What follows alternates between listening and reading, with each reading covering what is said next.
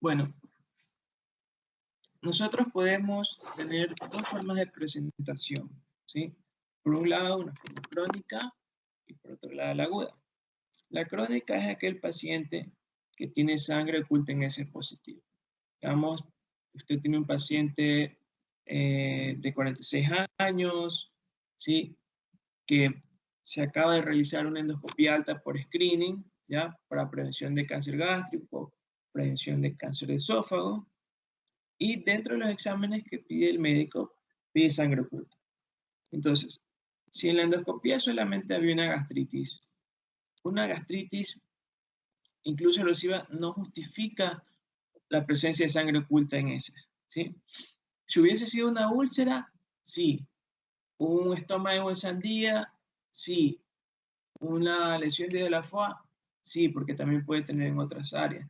Entonces, bueno, se le podría atribuir a eso y esperar a que el paciente cumpla sus 50 años para hacer screening de cáncer de colon con la colonoscopia.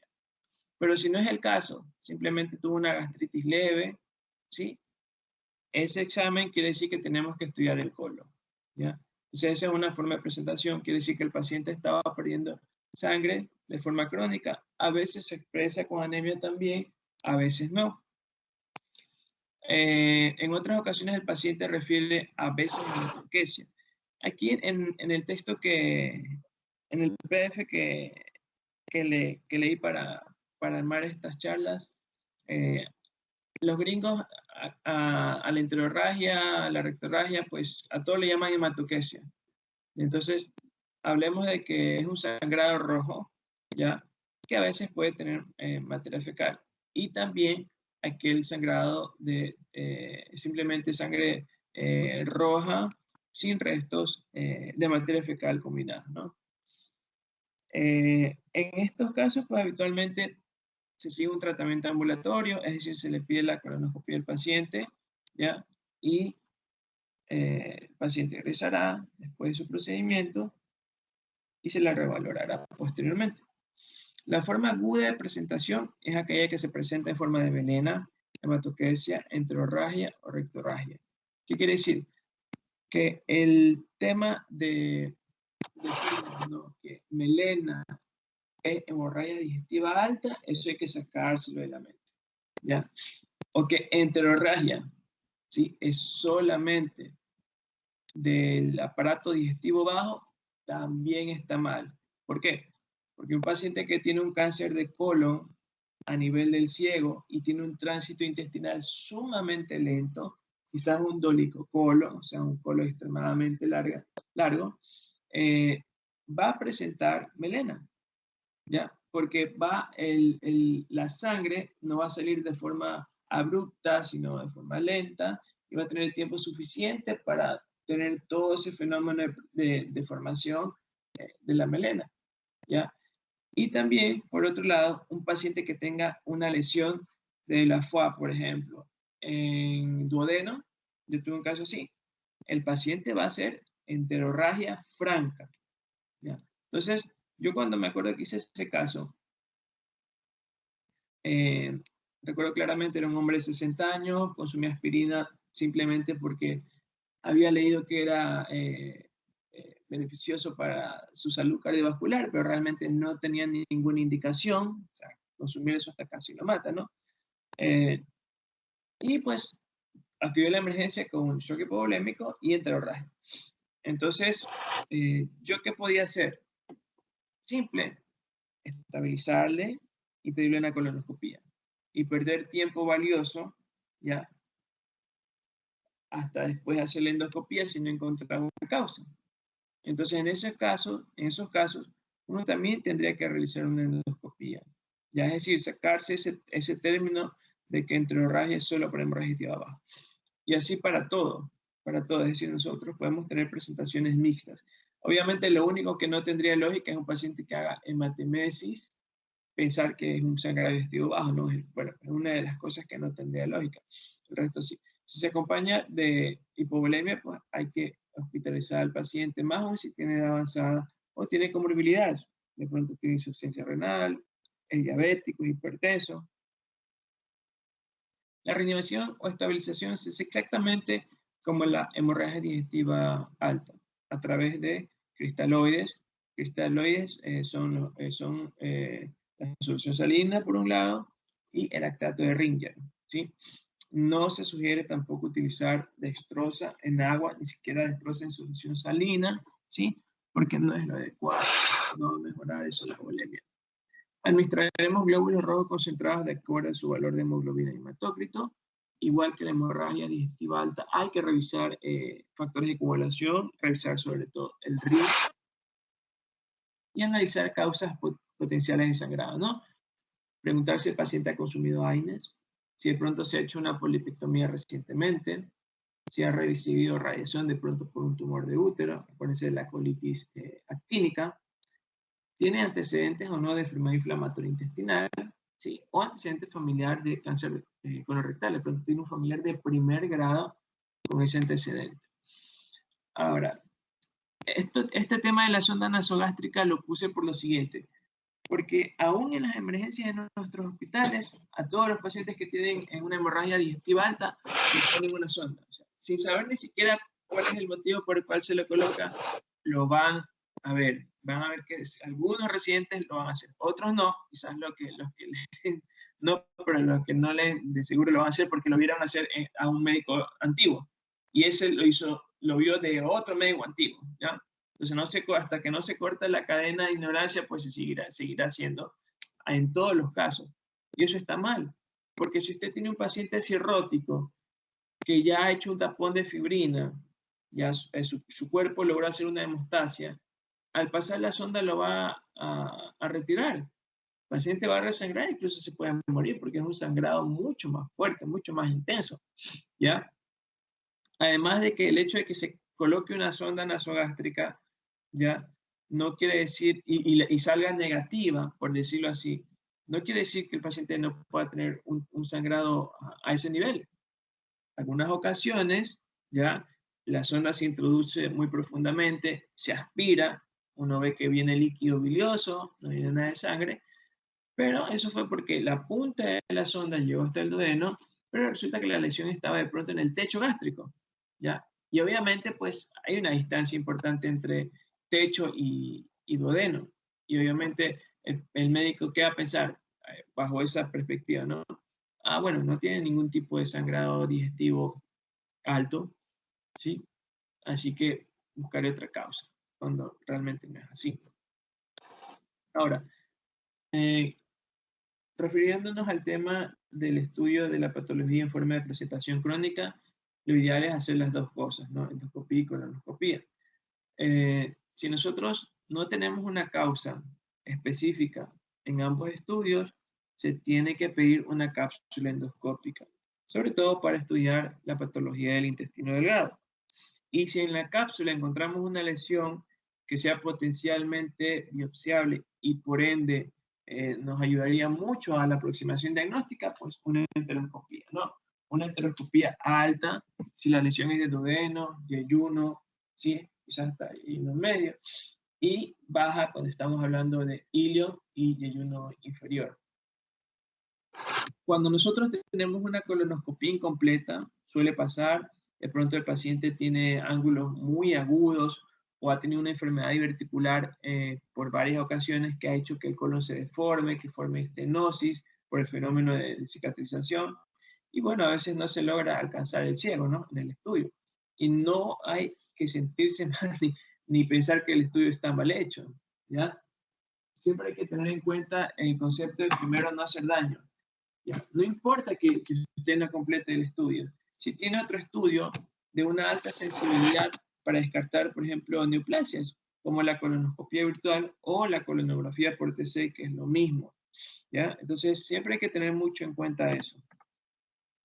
Ahora, por el otro lado, ¿no? Viéndonos al caso de un sangrado digestivo bajo severo, un algoritmo, ¿no? Evaluamos al paciente, examen físico, obviamente, historia clínica completa. Lo mínimo que tiene que haber es un hemograma y la coagulación, es lo mínimo, para ver cuánto tiene de hemoglobina, cuánto tiene de plaquetas, porque si tiene menos de 160.000 plaquetas, yo sospecho que ese paciente puede tener un sangrado de tipo cirrótico, de origen cirrótico. ¿ya? Y bueno, el resto de cosas, ¿no? Glucosa, ura, creatinina, electrolitos, todo el hepatograma, ¿ya? Si vemos de pronto ya que el paciente tiene estigmas de cirrosis, está con ascitis, pues ya de una vez también ir pidiendo una ecografía abdominal, pues, ¿ya? Entre otras cosas, amonio, por ejemplo. Si nosotros tenemos un sangrado masivo, o sea, un sangrado severo, tendríamos que interconsultar a cirugía. Los sangrados muy severos de la hemorragia digestiva baja suelen provenir de sangrados diverticulares del colon derecho. Si bien es cierto, la mayoría de personas tienen enfermedad diverticular en el colon izquierdo y la ubicación más común es el sigmoide, si una persona tiene divertículo derecho, esos son los que más tienen tendencia a sangrar. ¿Por qué? Porque la pared del colon derecho y del ciego es mucho más fina que la del lado izquierdo. Ahora, si tenemos la posibilidad de tener un radiólogo, pues yo creo que sería mucho mejor antes de pasar a una cirugía, hacer una arteriografía. Si se logra hacer una buena embolización, bueno, hay que expectar seguir estabilizando al paciente y luego ver cuál es la causa, ¿no es cierto? Es decir, una vez que ya está compensado, hacer la endoscopía y colonoscopía, ¿sí? Y tratar de buscar la causa, ¿no? Si a pesar de que se ha hecho una buena arteriografía, hay un sangrado refractario, si vuelve a resangrar el paciente, pues inexorablemente tendrá que ir a cirugía.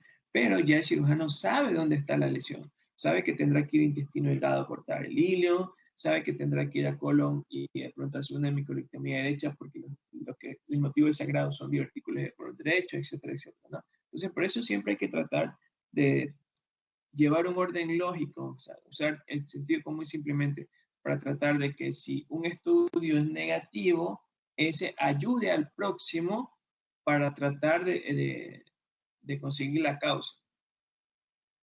Cuando son sangrados leves, bueno, esto también hablaba de la sonda, dejando fuera eso, realmente lo que tendríamos que hacer es una endoscopía y una colonoscopía, ¿no? Eso es lo ideal.